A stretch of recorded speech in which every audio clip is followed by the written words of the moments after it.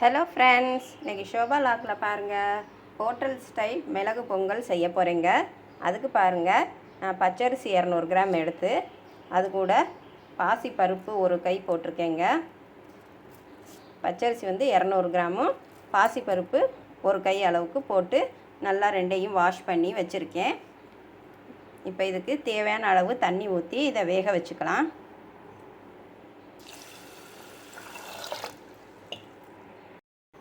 இப்போ இதுக்கு தண்ணி ஊற்றி இதை வேக வைக்கிறோம்.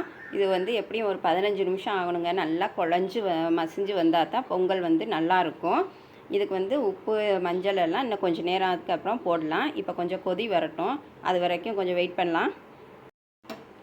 இப்போ கொஞ்சம் கொதிச்சு வருது. இப்போ இந்த டயத்தில் இதுக்கு தேவையான அளவு உப்பு சேர்த்துக்கலாம்.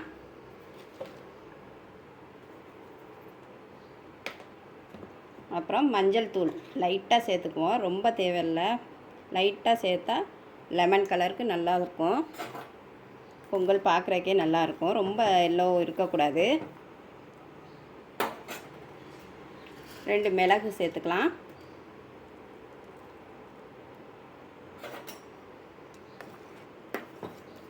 ரைஸ் நல்லா வெந்து பருப்பெல்லாம் நல்லா வெந்து மசிஞ்சு வரட்டும். இன்னும் ஒரு 10 நிமிஷம் ஆகணும்.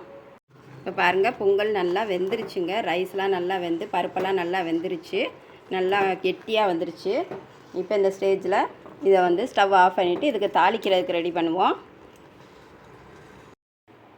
இப்போது கடாயை வச்சு இதில் கொஞ்சம் நெய் விட்டுக்கிறேன்.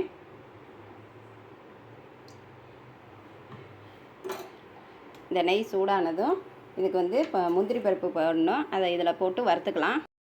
இப்போ இந்த நெய் சூடாகிடுச்சு, இதில் அந்த முந்திரி பருப்பை போட்டு வறுத்துக்கலாம்.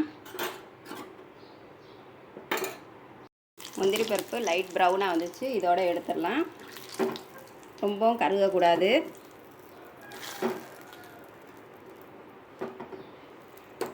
முந்திரி பருப்பு எடுத்து இந்த பொங்கலில் போட்டாச்சு. இப்போ தாளிச்சுக்கலாம். இந்த நெய்யோட கொஞ்சம் ஆயிலும் சேர்த்துக்கலாம்.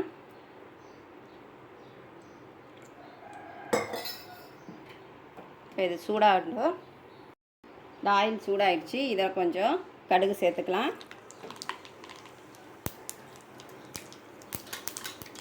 ஜீரகம் கொஞ்சம் சேர்த்துக்குவோம். அப்புறம் பச்சை மிளகா பொடியாக கட் பண்ணி வச்சுருக்கேன், அதையும் சேர்த்துக்கலாம். கருவேப்பிலை கொஞ்சம் சேர்த்துக்குவோம். இதை இந்த பொங்கலில் இப்போ ஊற்றிடுவோம். இந்த தாளிப்பை பொங்கலில் சேர்த்தாச்சு. அது கூட கொஞ்சம் இது சீரகமும் மிளகும் இடித்து வச்சுருக்கேன், அதையும் சேர்த்துக்குவோம். இப்படி இடித்து போட்டால் நல்லா டேஸ்ட் கிடைக்கும். இப்போ எல்லாத்தையும் ஒன்றா மிக்ஸ் பண்ணிக்கலாம். பாருங்கள், சூப்பரான மிளகு பொங்கல் ரெடி ஆயிடுச்சு. இப்போ இதை சர்வ் பண்ணிக்குவோம். சூப்பரான மிளகு பொங்கல் ரெடி ஆயிடுச்சு. பாருங்கள், பார்க்கவே நல்லா சூப்பராக இருக்கா. பொங்கல்னாலே பெரும்பாலும் எல்லாருக்குமே ரொம்ப பிடிக்கும். இந்த மாதிரி செஞ்சு சாப்பிட்டிங்கன்னா ரொம்ப ரொம்ப சூப்பராக இருக்கும். இதுக்கு பாருங்கள், சைடிஷாக சாம்பார், தேங்காய் சட்னி. மிளகு பொங்கலுக்கு சாம்பாரும் தேங்காய் சட்னியும் வச்சு சாப்பிட்டோம்னா செம்மையாக இருக்குங்க. இந்த மாதிரி எல்லோரும் செஞ்சு சாப்பிட்டு பாருங்கள். இந்த டேஸ்ட் உங்களுக்கு கண்டிப்பாக பிடிக்கும்.